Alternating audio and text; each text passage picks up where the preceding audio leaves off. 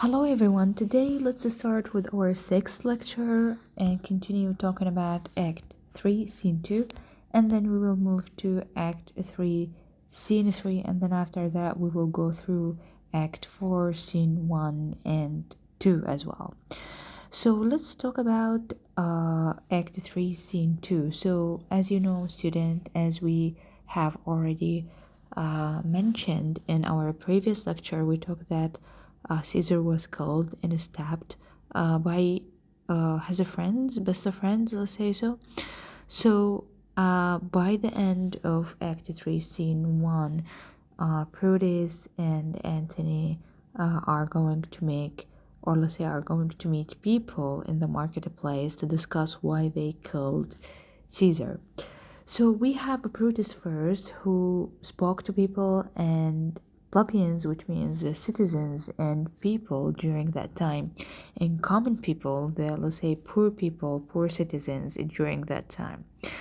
So Brutus speak with people and tell them that I loved Caesar so much, but the reason why I killed him is that I loved Rome more than I loved Caesar himself, and I was afraid that Caesar is too ambitious to control you and enslave you, and for this reason I killed him. So he just wanted to make some kind of like reasons or justifications for killing Caesar. Then we can see that Brutus' speech persuaded the plebeians to support him. So uh, people believed in what Brutus has already said, and they believed that what the conspirators did is only for their own good, which is to kill Caesar, and they will no longer be enslaved by Caesar if he became a king. And then after that, Brutus convinced people that what he did is for their own good. So after Brutus exits, Mark Antony enters the marketplace and start to address the Roman citizen, or let's say the plebeians themselves. So the way that Antony used in order to convince the citizens is different a little bit from Brutus. We can say that Brutus used prose to convince people, while Antony uses verse. So we have a student, there's a question in mind. What is the difference between prose and verse, and in what way Antony used it to convince the citizens? So Antony addresses the Roman citizens and he talked to them in using his rhetorical skills, using his way of manipulation. He manipulated them. We can say that his speech was characterized by heavy irony and high emotion. And within this, the 25 lines that he talked to people, he changed their mood. So during his talk, he said that I am here not to praise Caesar, rather I am here to talk about him. So he said that while, or let's say, during his speech about the conspirators, he refers to them more than once as they were an honorable man.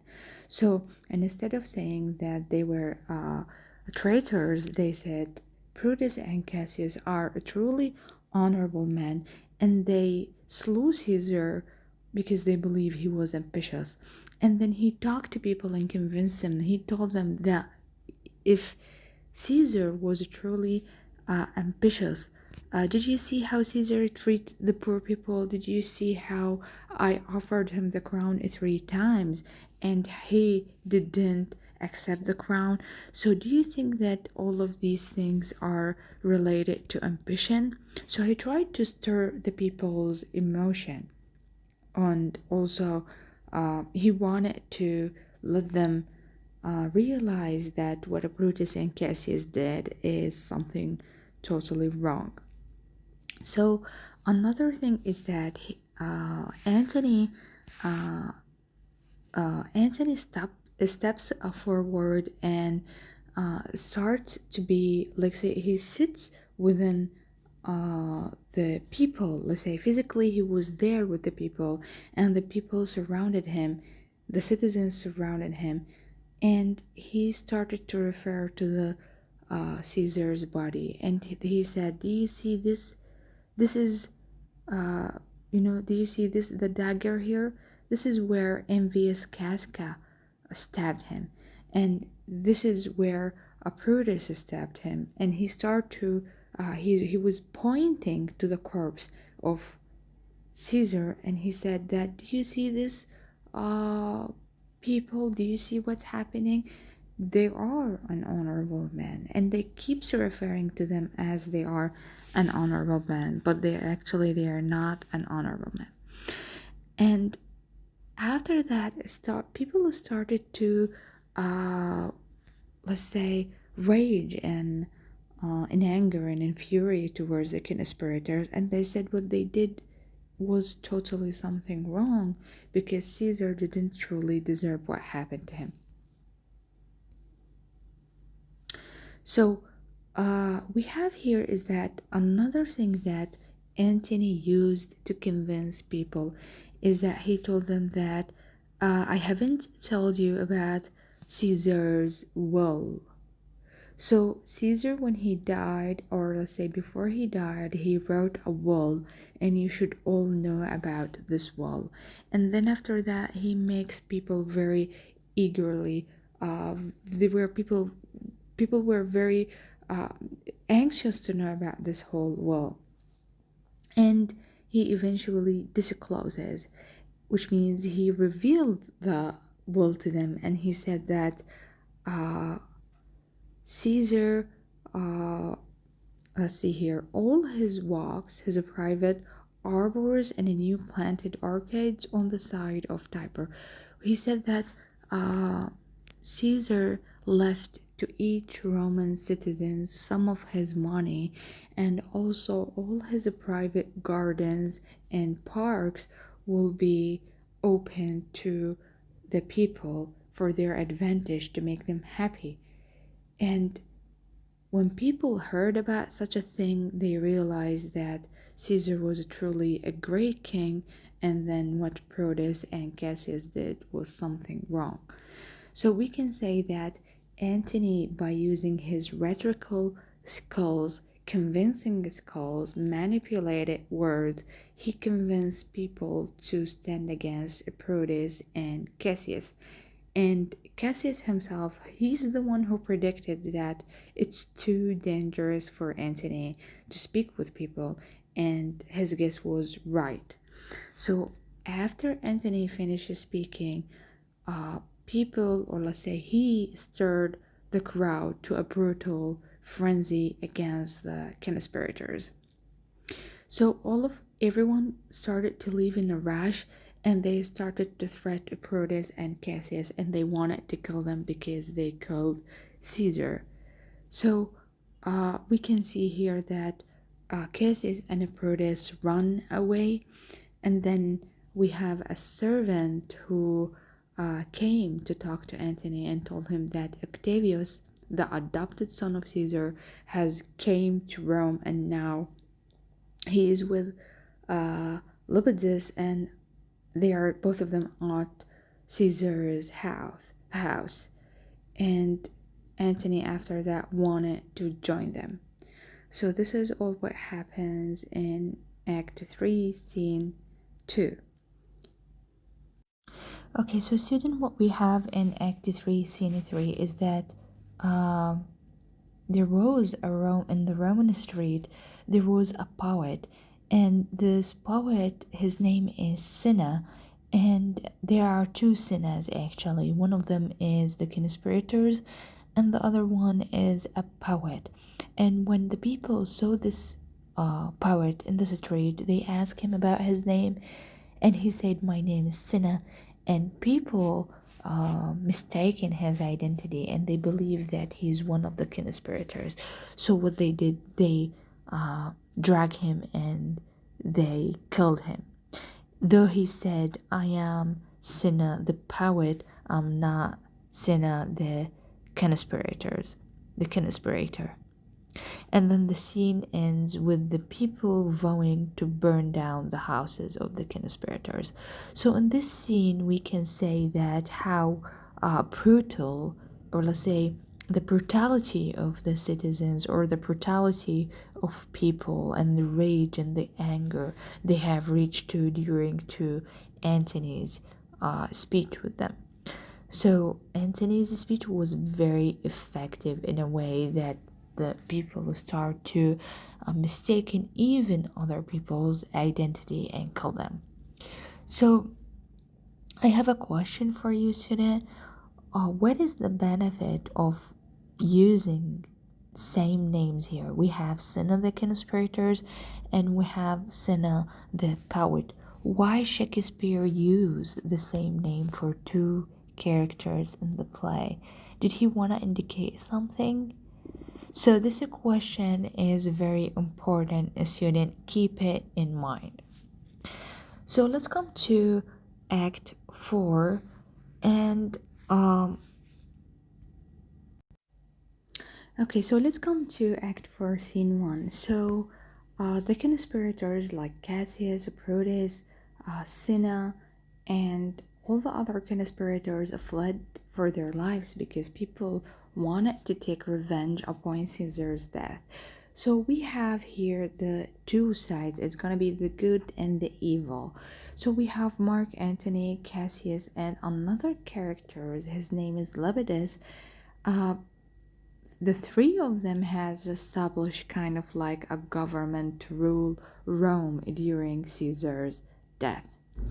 So we have in they gathered in Antony's house, and in Antony's house they try to make a list of the people who uh, who are considered to be as a threat to the government. And also in the list there are the names of the conspirators as well. So Lapidus is kind of like one of the characters who got introduced here in this scene, and we have here like Antony sends Lepidus to go to Caesar's house to bring the wall, to bring Caesar's wall. Why? Because they thought that this wall is very important, and they want to alter couple of things in the wall, couple of funds in the wall in order to serve their benefit, which is they wanted to establish an army, and the only way to do this is to get some funding. So Antony tells Octavius that Lepidus is only sent on errands. Like Antony thinks that Lepidus is not a real, let's say, soldier that they can depend on. So Antony here said that Lepidus, they can depend on Lepidus only to do a couple of stuff. Like he is using Lepidus only as a tool to serve his, to serve him, let's say. So then after that, Antony said, we will no longer use him. Octavius argues and said that Lepidus is a really great soldier and he is a very strong soldier. But Antony said, so is my horse, which means that he compares Lepidus to his horse. So why such a comparison here, student? What do you think about Antony's characteristics? Do you think that he made a mistake by this comparison, or do you think that he's not good as we thought he is? So Antony urges Octavius to speak of Lepidus only as a property. So he said he's only a tool that we can use him to do a couple of stuff for us. He is nothing. He doesn't have the good leading, let's say, properties. Okay. Antony discusses after that the danger by Proteus and Cassius, and he said that we have to mobilize a couple of army and we have to make a war. And also Antony said that we have to prepare for the coming conflict. Octavius agrees with him and he said, yes, we will have to do this. Let us do so, for we are at the stake, which means let us save Rome because we will no longer stand that Cassius and Brutus are flooding away and after they kill Caesar. So we have in Act 4, Scene 2, we have an army here, another army, the evil, let's say, side. Brutus' army is encamped near Sardis, which is a place, and uh, standing in front of his tent, Brutus asks his servant Lucius whether Cassius is very near of him or not. We have here Lucius, Brutus' servant. He said that Cassius' servant Pandarus has came, and he asked Pandarus about Cassius, and he concluded that Cassius' behavior was that of a hot friend cooling, which means Cassius was very angry from Brutus because Brutus there was kind of like misunderstanding between Brutus and Cassius. Cassius enters with his army. After that, Cassius came to Brutus and he enters with his army and he said, most noble brother, you have done me wrong, which means you misunderstood me. And Brutus didn't actually want to start a fight with Cassius in front of everybody, so he asked all of the armies to move away and all of the forces to move away so that they can argue and discuss their differences in Brutus' tent. So this is all what we have in Act 4, Scene 2, and always you can go to the movie and have a look about the events in details. The most important thing here, student, is the oration, Antony's oration. How could have Antony changed people's mind? What did he do? How can we consider that the rhetorical skills is something that is effective, and let's say it's an effective tool to convince people to do something? And do you think that Antony's speech was more powerful than Brutus himself? And what is the difference between using prose and verse in convincing people? We will go in details through these questions. And also, the other question is that why Shakespeare used the same name for two different characters? What is the difference between Senna the poet and Senna the conspirators? So keep this question in mind also.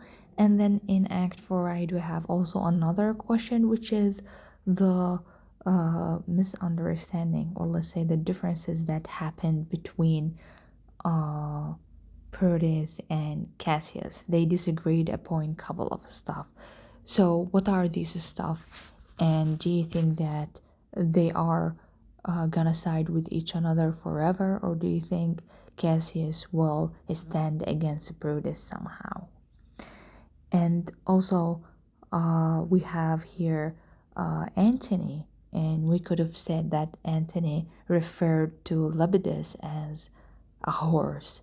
So why did he use this comparison? And what this can tell us about Antony's thinking and Antony's characteristics as well.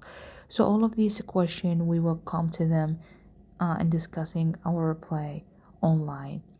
That's all what we have for our lecture today. Thank you for listening.